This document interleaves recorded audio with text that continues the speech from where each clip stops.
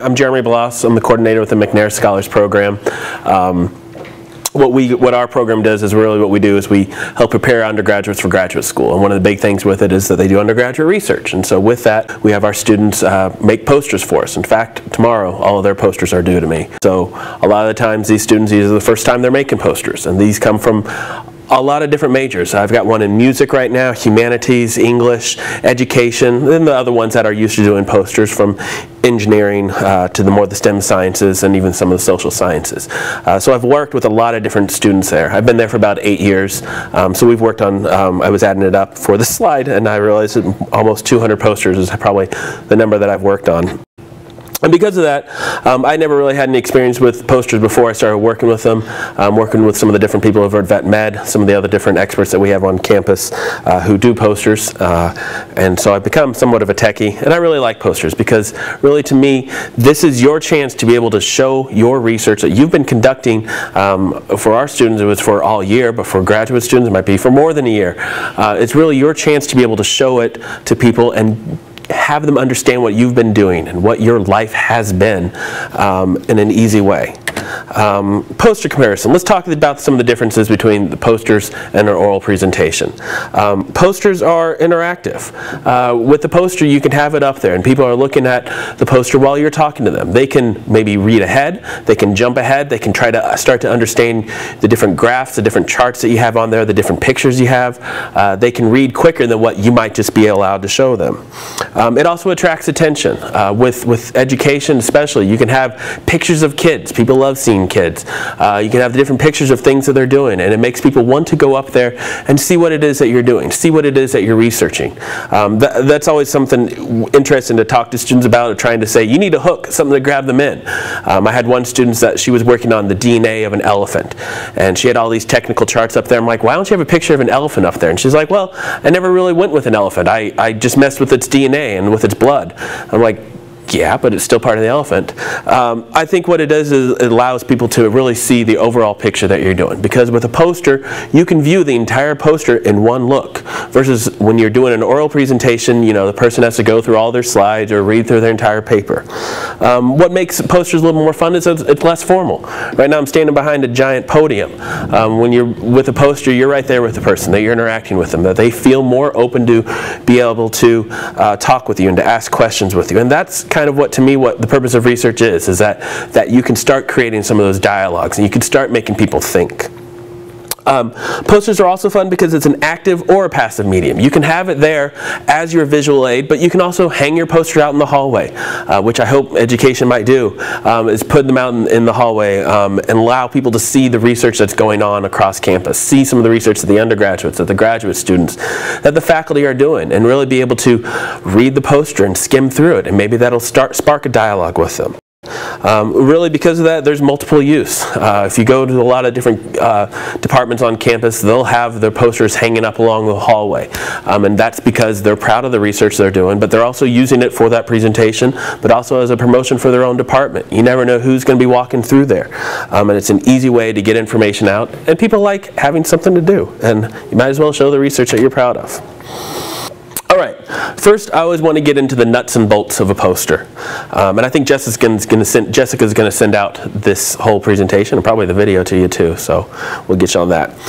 Size. I think this is always one of the first parts that you really need to mess with. With that, you really need to determine where you're going to be presenting. For my conference, the McNair conference, I tell the students to go with 48 inches by 40. I was looking at, what was it, the Life Sciences Week. They pretty much tell the students that you have a 4x4 square you can fill, don't go bigger than that space. So you need to look at where the conference that you'll be presenting, what their size requirements are, but also check what your poster printer that you're going to be printing it to can do. For instance, most of the poster printers I've found can only do 42 inches as the widest. That's the entire length, that's about 4 feet, 3.5 feet. That's the entire width of one of the posters, one of the size. So because of that, you can't go larger than 42. I'd almost suggested going a little bit smaller. I went with 40 inches, telling my students just because 40 inches is, you know, a nice even number rather than 41. Keep in mind, posters are bigger than what you think, but are always smaller than what you want. I was just working with a student and she had to get another chart on there, and we kind of needed to manipulate some of the data, manipulate some of the headings so that she could squeeze a little bit more data on there. Because even though she had about 3.5 feet to work with height-wise, it still wasn't enough for her.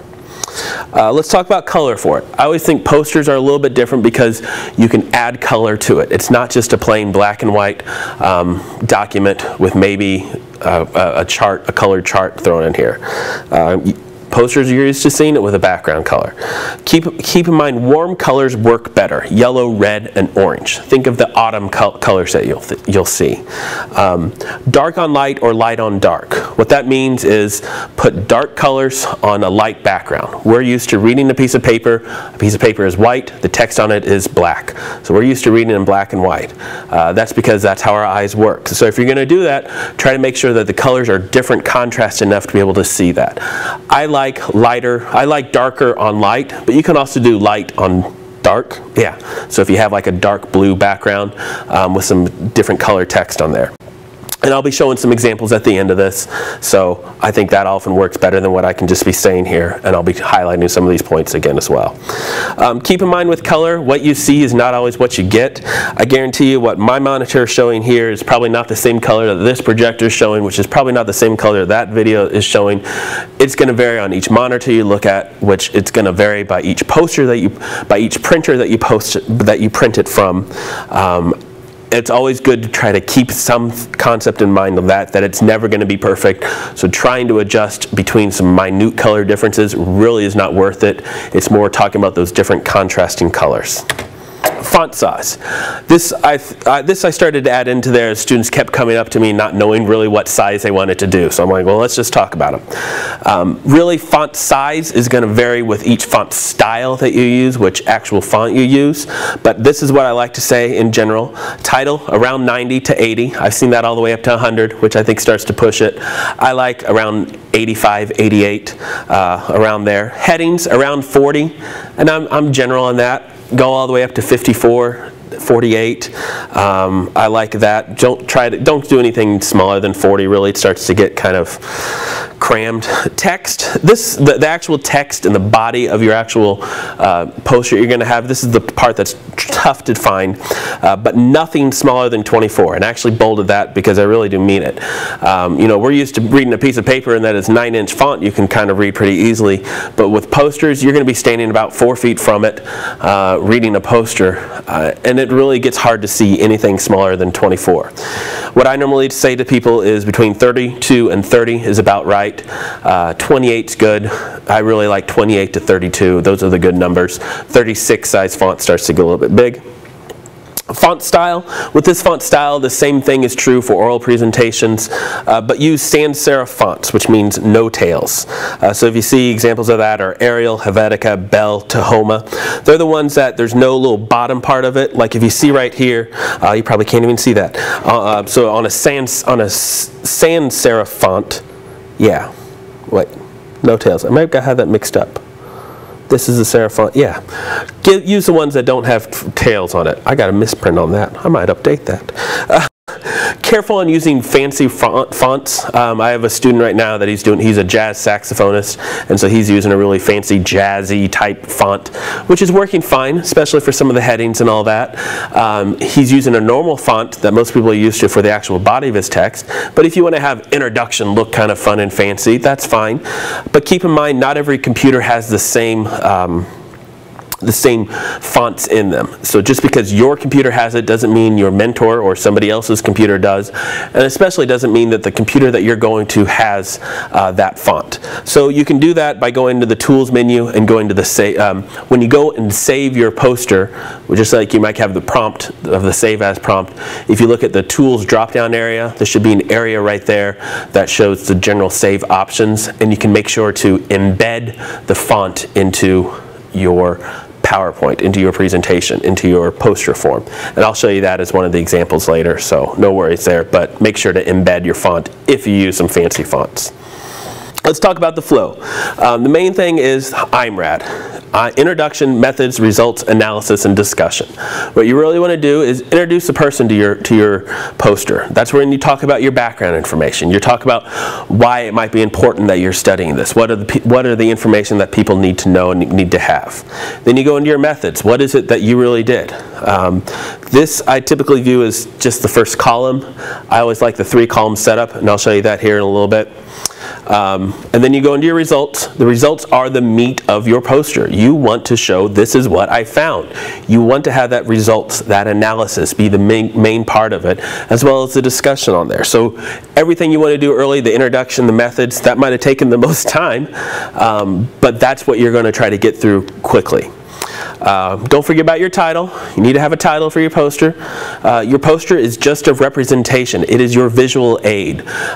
So your title for your poster can be different than what your title might be for an oral presentation, because you're talking about different things. You're talking about different angles of it. That's something nice to then be able to have. Here's the title of my poster. Here's the title of my presentation, my oral presentation. If they don't have the same title, that's great. It's another thing you can add to your CV, to your curriculum vitae, and it shows that you're doing a little bit more. Now I'm going to talk a little bit about horizontal versus vertical flow. So here's a horizontal flow. What you have right here is different boxes. So pretend this entire slide is the actual poster. The poster is called horizontal flow, yay. And what you might have right here is a couple different squares. So this first square, that's your introduction, and then this next square is your methods. This next square is your results, maybe more results, and then maybe you have some analysis, your discussion on the next row. What happens with the horizontal flow is it gets hard to read. If you see at the bottom of that slide, I added this stanza on there, because what it's requiring your reader to do is to step from left to right and be able to read each of the different sections. Remember when I said setting up the size of this, we were going to go with 48 inches by about 40 inches. 48 inches is about 4 feet. So the reader has to go from reading your introduction to your methods to your next part, and then they have to act like a typewriter, almost come back to the beginning to read that next row. I don't like the horizontal flow. I've seen some people use it. Typically it's more like maybe a hybrid, and I think I might have an example of that. But what works better is the vertical flow. This works the best because it allows people to work and actually read it. That's where you have the introduction on one column. Right below the introduction maybe is your methods, or maybe is your hypothesis, then your purpose, some of those beginning things. Then in your center column is your results. Keep in mind, you want your results to be the big part. So I'm talking about having the results then in the center again. And then maybe the next column, your discussion, your conclusions, your limitations of your research, your further research on there. So what it allows a reader to do is to be able to read the first part of your poster, go stand in the middle and read the next part, and then stand to the right and read the whole thing, and then they can leave and go on. A lot of times at conferences, especially during the poster sessions, it gets crowded. What it also allows there to be is multiple people around the poster reading the poster simultaneously, so they can all get the same information as well. And I'll be showing you kind of what I mean with this on some of these examples pretty soon. Chunking information. I think this starts to become the most difficult part for students to really understand. Posters to me are really your opportunity to be able to get parts of your information on there. They're almost the notes that you might have for it. So what you want to do with chunking is take a big piece of it, big piece of the information that you have, and to be able to group it in together. These drawings I think are kind of good illustrative of it. I like this example next. You can see right here, this was one of our students' introduction. So the first thing that she was talking about was lower socioeconomic status. So she has lower SES, and then she has 2 bullet points right there. What allows a reader to do, is to quickly skim it. So not knowing anything about SES, I can tell lower SES students have lower test scores and are the lowest achieving group. The factors that are influencing lower SES students are that they have no parental involvement, no child left behind legislation, the neighborhood influences, and lack of motivation. Pretty much what I do as a reader is start to throw in the helper verbs, the helper words into there to be able to make sense of what I'm seeing right there. I can tell that all of the lower bullet points are part of that upper point, and that they're all related there together. That way I can quickly skim through it, which then allows me to be able to read and talk with you, the presenter, simultaneously, so that I can get some of those parts across pretty easily and start asking you the questions. A poster, as I said, is a visual aid. When you as the presenter is presenting your poster, you're letting them get more information about you. Just like maybe if you've ever watched pop-up video on VH1, and they have the video, the song going on, and then all of a sudden parts a little pop up. You're still hearing the song, you're still appreciating the music, you're still seeing the music video, but then you're also able to read the little pop-ups that go along there too. This is almost just vice versa. The pop-ups are behind you and the person's talking to you. I think this is the most difficult part for students to get across. I think faculty mentors are not used to doing this. Keep in mind, posters came about because it used to be people would take parts of their paper and literally have their paper printed up and put it on a board. That concept is sometimes still around. You still see them at larger conferences. But I think we can do better than that now. I think at MU we have these great resources to us to be able to do these different aspects of research, and you might as well start trying to learn a different format in there. And I think chunking is a part of it. Your poster is not just a paper that you wrote on this topic and pasted on there. It's more than that. You need to make it more user-friendly, reader-friendly. There are a lot of great researchers around the world. A lot of them are in basements or hidden away in places because they don't do a good job in presenting. If we can do a good job in presenting your information, you can get your research to show it easily out there. I think a good concept to keep in mind is to keep your poster separated from your research. Your poster is not your research. Your oral presentation is not your research. Your final paper might not even be your research. The one that you submit for publication might not be your research. And keeping that in mind, that you don't have to have everything up there, I think makes for a better poster. You know, if somebody really is interested in this information that you have, they're going to find your work. They're going to find your paper, your publication, and maybe actually read that, or your dissertation, your thesis, whatever you wrote. This is just a good way to get their feet wet into it. Keeping with the flow, let's talk about chunking a little bit more. Phrases. You want to use phrases when you're saying things. You don't want to say the entire sentence on it. I had a student just the last week I was working on that. She said it was in the course of this study, it was found that. She gave me like those 10 words before she even got to the point that she wanted to do. By that time, because of her size, she was on the next line, and I wasn't really there reading it. Visual representation. Whenever you get a chance, with your research, try to show it visually. It takes up less space, just like when you might be writing a grant for something. Tables work a lot better to be able to organize the information, be able to show people that the information is organized.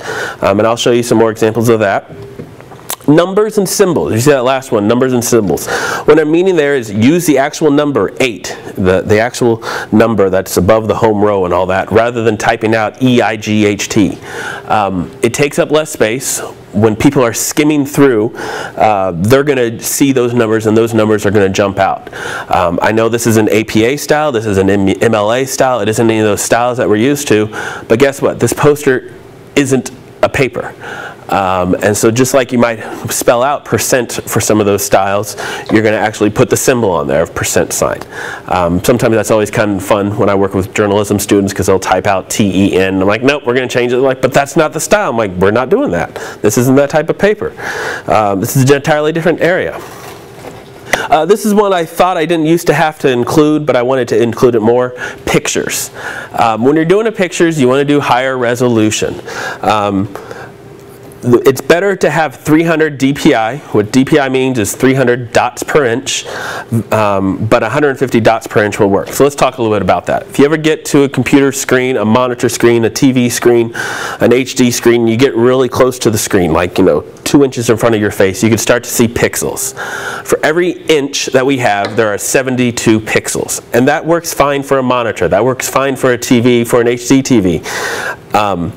But when we print out, that's when we get pixelization. So when you're working with a poster and when you're working with a picture, if you want to put a picture on there, try to find it in the highest resolution possible. I really like Google Images now. They've just changed this in the past couple of years because they give you the size of the images that you might be Googling for a little bit better, and you can find the larger size.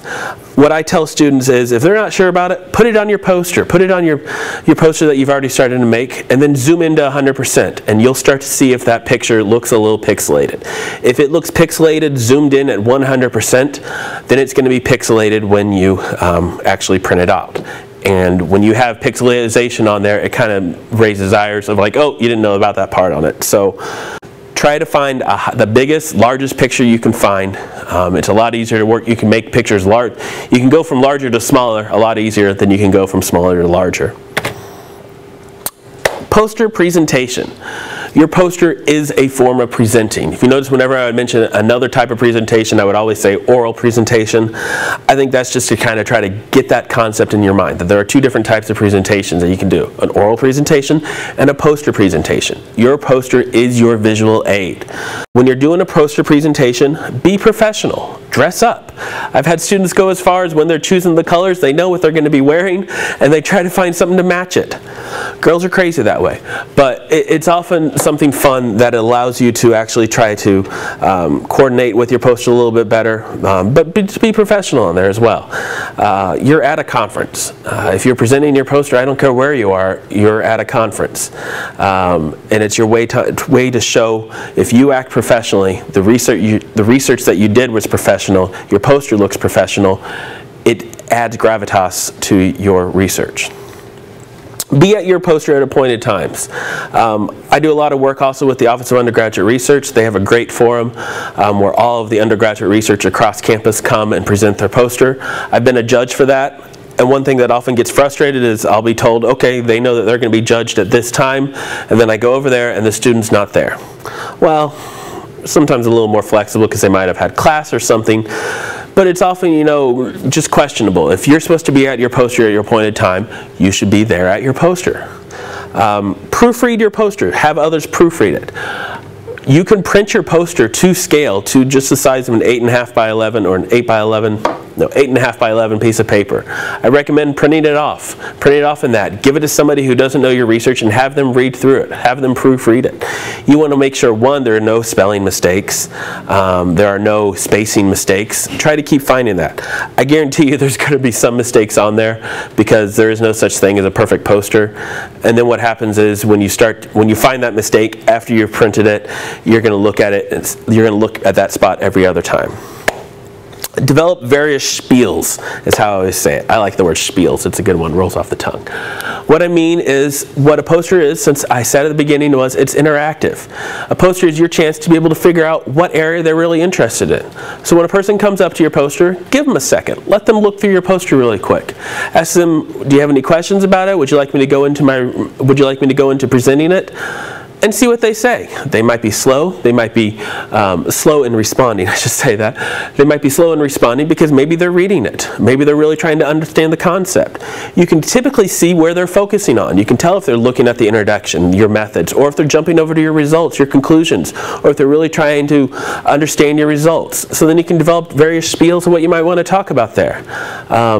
What I would recommend doing is first develop a 30-second one where you can say your research in about 30 seconds. My research really focused on the effects of highway speed limit signs on motorcycles and how those crashes, by reducing those speed limits, we got different levels of crashing. Be able to develop some of those. Get a hook for a person. Get them to want to know more. See how interested they are. You never know who that person really is. They might be an expert in your field. You might have actually cited them on your poster and they're wanting to see if you cited them. But be conscious of the visitor's time. They might also have seen that you were just there by yourself and everybody else was crowded, and maybe they felt sorry for you, or maybe they just wanted to come see yours because nobody else was looking at it. And that's fine too, because you're presenting your research. Who cares who you're presenting it to? You want to get that information out there. So be able to try to start working with them. I recommend saying work on a 30-second spiel, work on a 3-minute spiel. You want to make it interactive. You want to see what they're really interested in. With posters, a reader is going to be more likely to interrupt you to ask questions on there. So make sure you take your time and work on the different aspects of it. Keep in mind, you know your research. Your poster is not your research. It's just your way to be able to say, oh, here's a point I wanted to talk about. I think you'll be surprised how well you really know your research until you start having to talk about it. And I think posters really allow you to get that more out of it because you're able to say the different aspects that you might not have said. Printing your poster. This can sometimes be the most headache-inducing part. I've taken it over for my students, so they don't ever really need this part. But you as graduate students or anyone else seeing this tape will need to figure out how to print your poster. Here are a couple tips that I have for it. Do it, Division of IT at Missouri. If you see that website right there, doit.missouri.edu/printing/plotter.html. If you go there, they've got a plotter printer. It works pretty well. The paper they have with it is just regular normal butcher paper is how I would call it. They called it, was a nice matte finish and all there. It costs about $10 to print per poster. That's really cheap. I like that price. I think they're losing money at that price, but you know, they're here for you and they're here for students, so take advantage of that. It can take a while to print a poster. Poster printers are on inkjet printers. They're going to scan each line about 3 times, injecting that ink on there. And if you have a high resolution picture, which hopefully you might at least, it's going to take a little bit more time doing some of that. You can see right now it's located in Ellis Library Information Commons 2. That's at least the second place that I know, or third place that I know of. It used to be over in 10 A&S, which is where actually the McNair offices, where I work, are going to be. And then before that it was over in 146 Stanley. So they keep moving around. Check that website just to make sure. This is as of 2013, so I know it's there. But ask for help, you know, go over there, call a week ahead of time, say, hey, is it still working fine? Have we hadn't heard any issues? They'll tell you if it's down for repair. If you see my next places that I'm listing on there, FedEx Kinko's costs about $100 to print your poster. It's not cheap. That's why one of the things you want to do is make sure you work on it early, you proofread it, and you do some things on it early. MU Printing Services, they do a great job as well. They're around $100 as well. Each one of those takes a little bit of time as well. When I'm printing posters, you know, I'm sitting there in front of the poster and I'm watching it come out. I tell students it takes about an average 1 hour per poster, especially those first couple posters for me, because the setup takes for a while. You got to turn on the computer, make sure everything's looking right, make sure that the computer that you're printing it from made it look similar to how you're used to seeing it, make sure all the margins set up right, make sure your printer, the actual printer setup is done correctly for your size. There's a lot more into it than you can really be going into. Printing posters is almost its own headache. That's why one of my notes I have on there is ask for help. There should be people that know how to do it. If not, they'll at least refund you the $10 for Division of IT. There are other printers around campus. I know Vet Med has some. There's some in Life Sciences on there. They're typically people who know how to work those printers as well. So if all is lost, you can keep finding them. Talk to other people around campus. They'll tell you where to go as well. Additional resources. These are some good resources I wanted to talk about real quickly. Undergraduate Research Office has made a PowerPoint presentation, has made a video as well of how to do it. It's about 20 minutes long.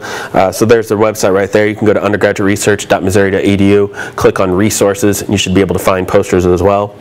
MU logos. If you go to the website identity.missouri.edu, they've got a bunch of logos on there. If you notice, when I did one of these previous slides, a slide for pictures, I had a giant picture of Truman with an MU logo on there. I always like those for education posters because it's a little bit of kids fun stuff in there. That was a high resolution for you, so feel free to grab that one. But MU Logos has it on there. Click on Identity, click on MU Logos, and if you look on the left-hand side of the screen, down at the bottom there's a zip file that you can download with all the different MU logos. Division of IT also has a lot of software training talking about how to do PowerPoint specifically. The library guides, the MU library guides, so libraryguides.missouri.edu. If you just do a search for poster, they have some good resources for you as well, some nuts and bolts on there too. I like to be able to find different ways to be able to talk about the same information on there.